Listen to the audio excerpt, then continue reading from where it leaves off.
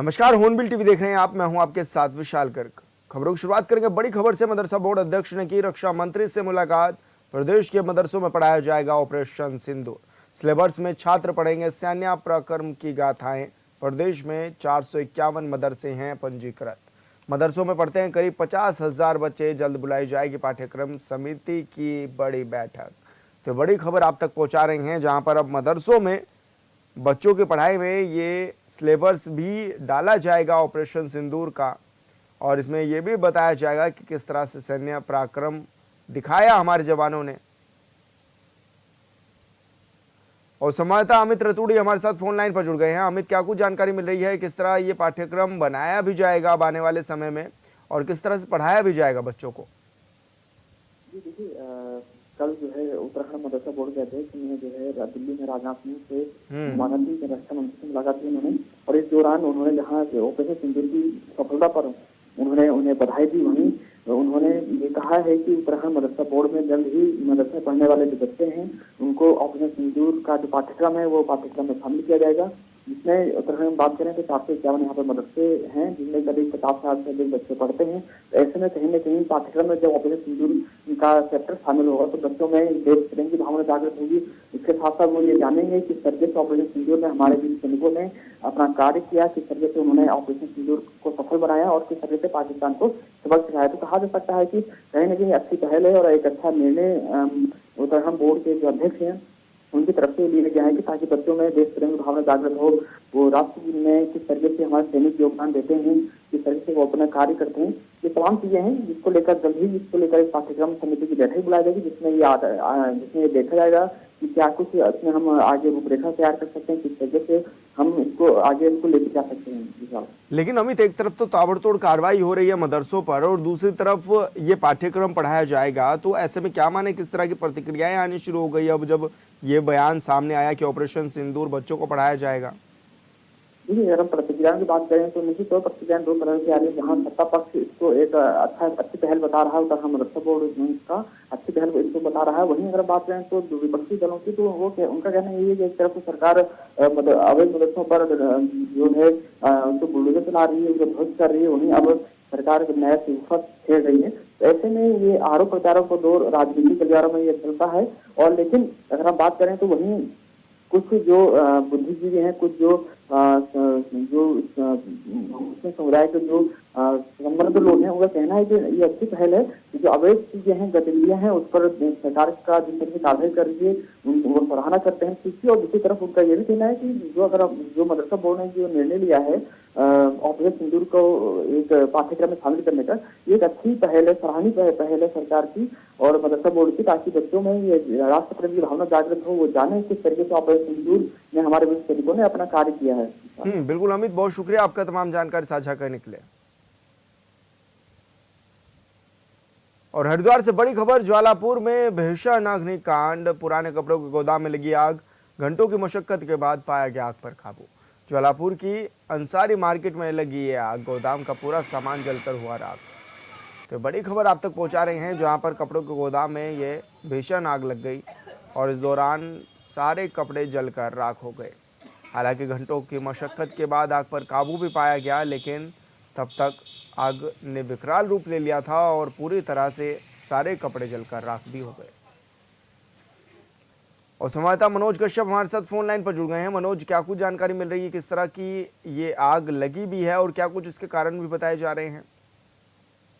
हरिद्वार की उपनगरी ज्वालापुर की अंसारी मार्केट में एक कपड़े की दुकान थी जिसमें अचानक से आग लगी। हालांकि अभी आग लगने का जो प्रथम दृश्य माना जाए वो शॉर्ट सर्किट माना जाए। हालांकि पुलिस और जो फायर की टीम है वो इस पूरे मामले की जांच कर रही है। लेकिन जैसी आग लगी मौके पर फायर की जो टीम थी वो पहुंची, दो गाड़ियों के साथ में दमकल की टीम मौके पर पहुंची थी। उन्होंने आग पर घंटों की मशक्कत के बाद में जो है काबू भी पाया गया था। लेकिन ऐसे में जिस तरीके से आग लगी थी तो मार्केट के अंदर ये आग लगी थी, दूसरी दुकानों को भी चपेट में ले सकती थी। लेकिन जिस तरीके से दमकल की टीम समय रहते हुए मौके पर पहुंची तो आग पर काबू पाया। तो ऐसे में जो आसपास की दुकान थी उनको कोई हानि नहीं पहुंची। हालांकि इसमें कोई जनहानि भी नहीं हुई। लेकिन ऐसे में जो दुकान थी कपड़े की, उसमें जो तमाम कपड़ा रखा होता वो जलकर राख हो गया और मौके पर जो टीम पहुंची थी उनकी कोशिशों के बाद भी कपड़े को नहीं बचाया जा सका। जी बिल्कुल मनोज, बहुत शुक्रिया आपका तमाम जानकारी साझा करने के लिए। सूबे के मैदानी इलाकों में जहां गर्मी की तपिश तापमान बढ़ा रही है, वहीं सीमांत चमोली में ओलावृष्टि और मूसलाधार बारिश के चलते मानसून के सीजन सा नजारा दिखाई दे रहा है। जिला मुख्यालय चमोली के गोपेश्वर नगर में देर शाम हुई ओलावृष्टि और पीपल कोटी, पागला नाला, टंडला क्षेत्र और ज्योतिर्मठ नगर क्षेत्र, ओली गोरसो के ऊपर बुग्याल क्षेत्र में हुई मूसलाधार बारिश के चलते निचले इलाकों में तापमान में भारी गिरावट भी दर्ज की गई है।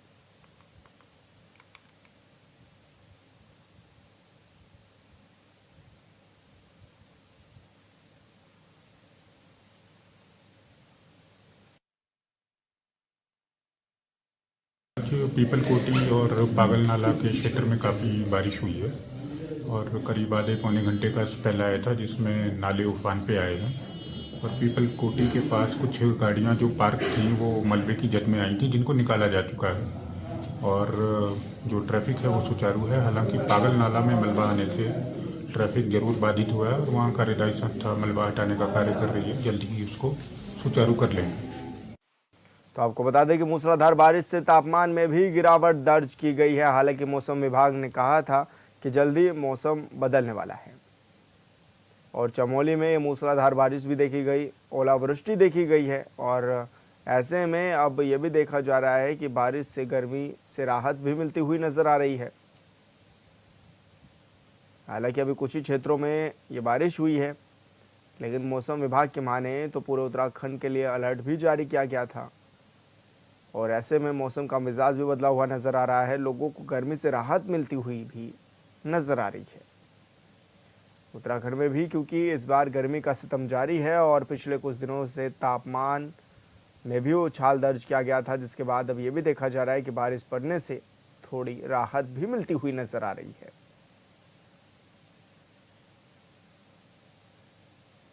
तो कहा जा सकता है कि अब तापमान में गिरावट भी दर्ज की गई है।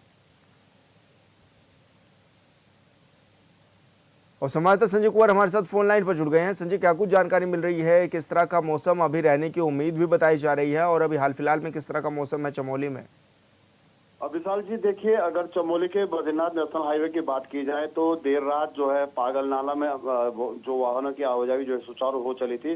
ठीक 9 बजे से पहले जो है पुलिस प्रशासन की मदद से एक एक करके वाहनों की आवाजाही शुरू कर दी गई थी, ताकि जो है जो किलोमीटर लंबा जो जाम जो है हाईवे पे लगा था उसमें जो है वाहनों की आवाजाही में कोई दिक्कत ना हो। और आज जो है सुबह खुशनुमा मौसम के साथ जो है दिन की शुरुआत हुई है, लिहाजा जो है पूरी बद्रीनाथ से लेकर चमोली तक के बीच हाईवे बिल्कुल दुरुस्त है। यात्री सुगमता के साथ जो है बद्रीनाथ धाम की आवाजाही कर रहे हैं और भगवान बद्री विशाल के दर्शन कर रहे हैं। हालांकि जो मलारी बॉर्डर हाईवे है वो जो है बताया जा रहा है कि गाड़ी जो भापकुंड गाड़ी ब्रिज के समीप जो है ब्रिज का कार्य चल रहा है, तो कुछ अभी कुछ देर के लिए बाधित है और 11 बजे के बाद जो है उस पर भी जो है आवाजाही सुचारू हो जाएगी। और कुल मिलाकर के देर रात 9 बजे के बाद जो है बिल्कुल हालात सामान्य है और यात्रा जो है बिल्कुल सुगमता के साथ जारी है। जी बिल्कुल संजय, बहुत शुक्रिया आपका तमाम जानकारी साझा करने के लिए। उत्तराखंड हाईकोर्ट में प्लास्टिक से निर्मित कचरे पर निस्तारण सही तरीके से न किए जाने पर दायर जनित याचिका पर सुनवाई की गई। ऐसे में सुनवाई करते हुए कोर्ट के खंडपीठ ने सचिव पंचायती राज को 2 सप्ताह में पूर्व के आदेशों की कंप्लीट रिपोर्ट पेश करने को कहा है। सुनवाई के दौरान याचिकाकर्ता की तरफ से कोर्ट को अवगत कराया गया है कि प्लास्टिक निर्मित कचरे के निस्तारण के लिए भारी भरकम धनराशि खर्च कर उपकरण खरीदे गए हैं। बावजूद इसके अभी भी कई ग्रामीण और शहरी क्षेत्रों में कचरे के ढेर लगे हुए हैं। इस याचिका में कई प्रकार के आदेश दिए गए थे, जिसमें ग्रामीण क्षेत्रों में कूड़ा निस्तारण के लिए पूरा सॉलिड वेस्ट मैनेजमेंट का नेटवर्क एस्टेब्लिश करना, वाहन खरीदना, बिन्स खरीदना और solid waste management facilities develop करने के लिए आदेश दिए गए थे, जिसके बाद भारी धनराशि भी खर्च की गई। ये सब उपकरण खरीदे भी गए, लेकिन उनका उपयोग वर्तमान में हो रहा है या नहीं हो रहा है ये स्पष्ट नहीं था। तो ये बिंदु कोर्ट के सामने रेज किया गया था, क्योंकि अधिकतर ग्रामीण क्षेत्रों में और या शहरी क्षेत्रों में भी ये सामने आ रहा है कि प्लास्टिक वेस्ट का मैनेजमेंट नहीं हो रहा है, जगह जगह बड़े बड़े ढेर लगे हुए हैं। जब ये बिंदु कोर्ट के सामने आज रखा गया तो कोर्ट ने पंचायती राज के डायरेक्टर महोदय से 2 सप्ताह में कंप्लायंस एफिडेविट फाइल करने का आदेश दिया। पिछले 1 वर्ष खबरों में आगे बढ़ेंगे। गुलदार और तेंदुए के बढ़ते हमलों को देखते हुए जिलाधिकारी पौड़ी डॉक्टर आशीष चौहान ने एक शानदार पहल शुरू कर दी है। विशेषकर स्कूल जाने वाले बच्चों में और अभिभावकों में डर का माहौल होता है जिसे खत्म करने के लिए बच्चों को विद्यालय में गुलदार के से कैसे सावधानी बरतते हैं इसका पाठ पढ़ाया जा रहा है। इसके अलावा स्कूलों में जल्द ही साइबर अपराध, ड्रग्स और पोक्सो कानून का पाठ भी पढ़ाया जाएगा।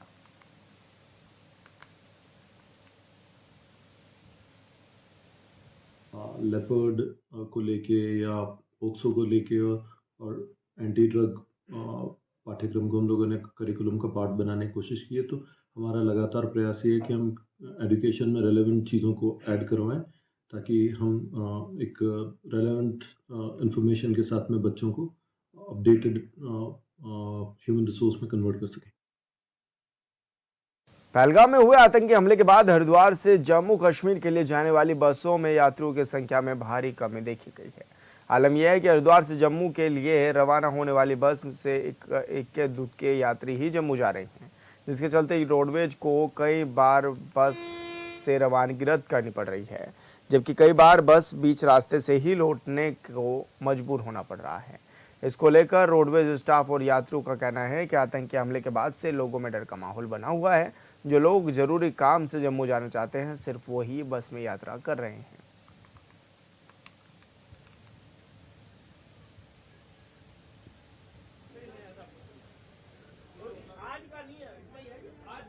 बहुत ज़्यादा फर्क है। जब मैं पिछली बार गाड़ी लेके गया था तो गाड़ी मुझे लुधियाना से ही वापस लानी पड़ी थी, यात्री कम होने के कारण।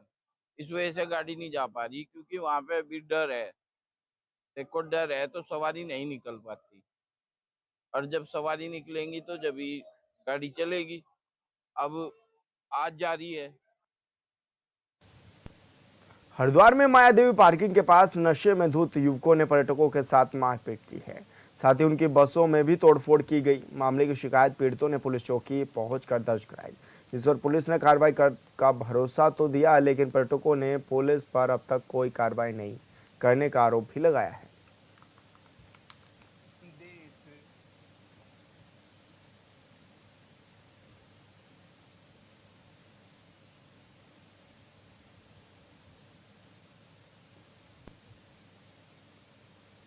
श्रीनगर विधानसभा क्षेत्र में भैरव खाल स्थित भैरव मंदिर के पुनर्निर्माण को लेकर राजनीति गर्मा गई है। इस मामले में कैबिनेट मंत्री डॉक्टर धन सिंह रावत और पूर्व विधायक गणेश गोदियाल के बीच तीखी बयानबाजी भी शुरू हो गई है। ऐसे में मंत्री धन सिंह रावत ने दावा किया है कि कुछ लोग अकबर बाबर के अनुयायी हैं जो भैरव मंदिर के भव्य निर्माण का विरोध कर रहे हैं, और राम भगवान के अनुयायी तो मंदिर के पुनर्निर्माण के पक्ष में हैं। उन्होंने कहा है कि आने वाले दिनों में भैरव खाल में भव्य मंदिर का निर्माण किया जाएगा। वहीं पूर्व विधायक गणेश गोदियाल ने इन आरोपों पर पलटवार करते हुए कहा है कि अकबर बाबर के अनुयायी होने का ठप्पा पहले से ही धन सिंह रावत पर भी लगता आया है।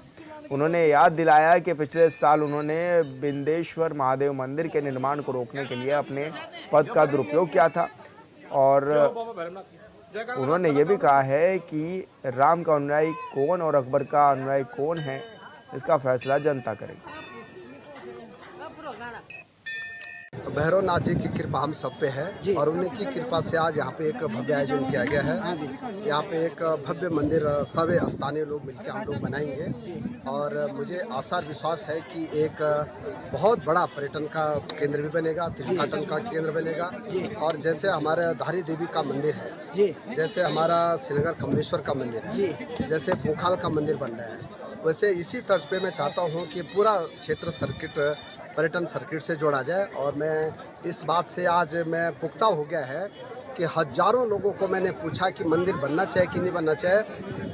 सब लोगों ने कहा कि मंत्री जी बहुत अच्छा मंदिर बनाइए, और उनका आशीर्वाद मिल गया है, भैरव नाथ जी का आशीर्वाद मिल गया है। और मैं कह सकता हूँ कि जो राम के अनुयायी हैं वो सब चाहते हैं कि मंदिर बनना चाहिए, जो अकबर और बाबर के अनुयायी हैं वो चाहते हैं कि मंदिर नहीं बनना चाहिए। तो ये तय करना है कि कौन किसका अनुयायी है। पंचायत अध्यक्ष जी का भी, हमारे कुटी भाई का भी, हमारे पार्टी के मंडल अध्यक्ष जी का भी, यहाँ के सभी प्रधान लोगों का भी, महिला मंगल दलों का भी, यहाँ के हमारे जो दोनों गांव हैं जिनका कि यहाँ पे भैरव मंदिर के जो है उनके पुजारी भी हैं, उनका स्थानीय देवता भी हैं, दोनों गांव के लोगों को भी मिला हूं। और मैंने उनको कहा कि उनके हक हुकूक में कोई भी अंतर नहीं किया जाएगा। सरकार इस मंदिर को कोई अधिग्रहण नहीं करने वाली है, हम तो स्थानीय लोगों के सहयोग से इस मंदिर को बनाने चाहिए। मैं हमेशा कहता हूं कि धन सिंह रावत जी को अपने विचार व्यक्त करने चाहिए, और क्योंकि जब कोई व्यक्ति अपने विचार व्यक्त करता है तो उस व्यक्ति के दिल में क्या है, उस व्यक्ति का सोचने का तरीका क्या है, उस व्यक्ति की सोच क्या है, ये पता चलता है। और कल एक बार फिर उनके दिमाग से नफरत की बातें, उनके दिल से नफरत की बातें सामने आई। उन्होंने कहा कि मैं यहाँ पर मंदिर बनाना चाहता हूं और जो लोग इस मंदिर को रोकने का काम कर रहे हैं वो बाबर के अनुयायी हैं।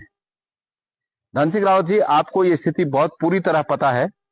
पहली बात तो यहाँ की मैं बात कर लूं कि ये स्थिति आपको पूरी तरह पता है कि काल भैरव का जिस मंदिर को आप मंदिर बनाने की बात कर रहे हैं वो एक प्राकृतिक गुफा में पहले से पता नहीं कब से उस मंदिर में लोग, उस गुफा में लोग पूजा करते आ रहे हैं और स्थानीय लोगों का ये सेंटिमेंट है कि इस प्राकृतिक गुफा को न छेड़ा जाए। ये आप जानते होंगे, अगर न जानते होंगे तो मैं आपको बता देता हूं कि ये वहां की एक लोगों की मानसिकता में ये बात बैठी हुई है कि इस प्राकृतिक गुफा को न छेड़ा जाए। दूसरी बात, लोगों का मंदिर, उस गुफा को बिना छेड़ते हुए अगल बगल कहीं आप मंदिर बनाए तो उसके लिए लोगों का कोई आपत्ति नहीं है। आपत्ति इस बात की है कि आप मंदिरों के नाम पर जो कब्जा करना चाहते हैं, आपने भूखाल में जिस तरह से बाहर के लोगों को लाकर एक ट्रस्ट बनाकर कब्जा किया, आपने जो यहाँ पर भैरव खाल में जो आप बाहर के लोगों का ट्रस्ट बनाकर कब्जा करना चाहते हैं मंदिरों पर, इस भावना का लोग विरोध कर रहे हैं। हरिद्वार के नहर कोतवाली क्षेत्र में 4 साल के मासूम में हुए दुष्कर्म और हत्या के मामले को लेकर बड़ी संख्या में लोग सड़कों पर उतरे हैं। इस दौरान कई संगठनों ने ललतारा पुल से नगर कोतवाली तक जुलूस निकालकर प्रदर्शन किया और नगर कोतवाली प्रभारी रितेश शाह को ज्ञापन भी सौंपा। लोगों का कहना है कि मासूम के साथ हुई इस घटना ने धर्मनगरी को शर्मसार कर दिया है, लिहाजा जल्द से जल्द आरोपी को भी गिरफ्तार कर उसे कड़ी सजा मिलनी चाहिए।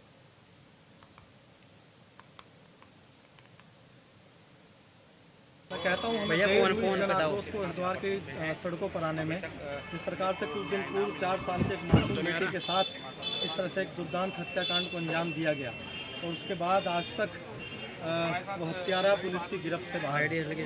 और मैंने इस बात पर चिंता जताई थी कि वो यदि किसी जाति, धर्म या किसी बड़ी परिवार से, बड़े रसूखदार परिवार से उस बच्ची का नाता होता तो शायद अब तक सड़कों पर हजारों लाखों मोमबत्तियाँ जल गई होती। आज प्रशासन भी चौकन्ना होता, आज सरकारों पर दबाव होता, लेकिन आज सब मौन है। इसीलिए हमने हरिद्वार के लोगों से आह्वान किया कि राजनीतिक बेड़ियों को तोड़कर आप इस परिधि से बाहर आकर सड़क पर आइए, उस बेटी को न्याय दिलाने का काम कीजिए। हमारी ये तीन मांगे हैं। एक तो उस दरिंदे का तुरंत उसको गिरफ्तार करके जो है उसको फांसी की सजा दी जाए। दूसरा ये है कि जो नशेड़ी हैं, जिसने ये काम किया है नशे के में, उनको चिन्हित करके उसे हरिद्वार से बाहर का रास्ता दिखाया जाना चाहिए।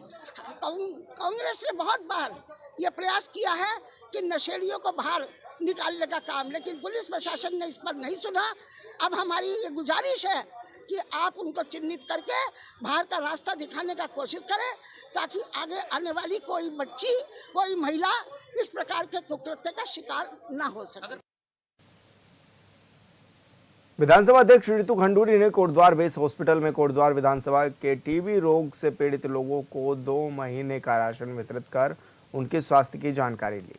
इस दौरान विधानसभा अध्यक्ष ऋतु खंडूरी ने बताया है कि पीएम मोदी के टीबी रोग से मुक्त हो देश के संकल्प को साकार करने के लिए उनकी जय दुर्गा सामाजिक संस्था की ओर से कोटद्वार विधानसभा के 10 रोगियों को गोद लिया गया है, जिसमें उनकी देखरेख का जिम्मा भी विधानसभा अध्यक्ष ने खुद ने लिया है।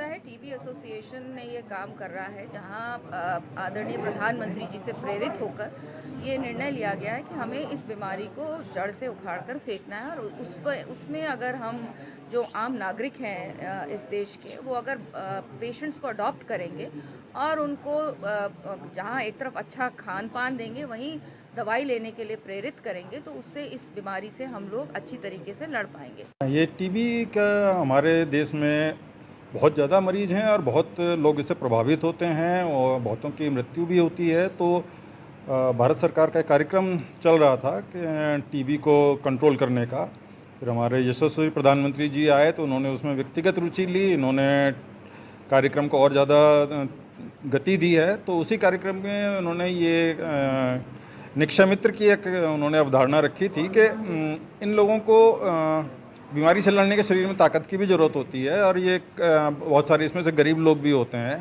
तो उनको बेहतर पोषण भी दिया जाए दवाई के साथ। इस मंशा के साथ ये कार्यक्रम शुरू किया गया था और इसमें कोई भी व्यक्ति भाग ले सकता है और किसी भी मरीज के लिए वो अपना भोजन या उसके लिए पैसा दे के यहाँ से भोजन खरीद के उसको दिया जा सकता है। तो वही कार्यक्रम चल रहा है। तो उसी में आज हमारे माननीय खंडूड़ी मैडम आई थी, उन्होंने भी 10 लोगों को अडॉप्ट किया है। वो 10 मरीजों को 6 महीने तक पोषण देंगी। हंस फाउंडेशन वाले भी आए थे, उन्होंने भी कुछ मरीजों को अडॉप्ट किया है, वो भी उनको देंगे और बाकी लोग भी कर रहे हैं। हमारे स्टाफ से भी, हमारे डॉक्टरों ने भी पहले से चल रहा है, उन्होंने भी अडॉप्ट किए हुए हैं मरीज, उनको पोषण देते हैं। तो इससे मरीज को भी दवाई के साथ पोषण भी मिलता है, मरीज की दवाई की निरंतरता भी बनी रहती है। पहले देखा जाता था कि मरीज 1-2 महीने दवाई खाई फिर छोड़ देता था, तो इस बहाने उसकी निरंतरता भी बनी रहती है। और फिलहाल इस बुलेटिन में इतना ही। आप देखते रहिए हॉर्नबिल टीवी। नमस्कार।